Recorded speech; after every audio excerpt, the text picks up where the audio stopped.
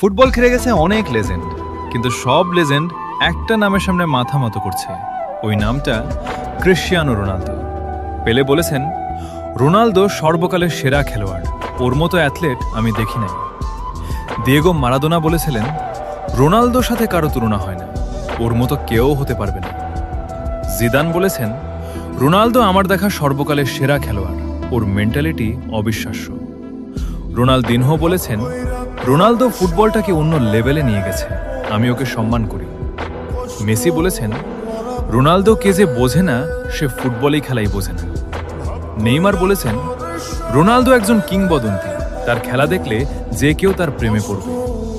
Mbappé বলেছেন, Ronaldo আমার idol, ছোটবেলা থেকেই তাকে দেখে খেলা শিখেছি, আমিও তার মতো হতে চাই।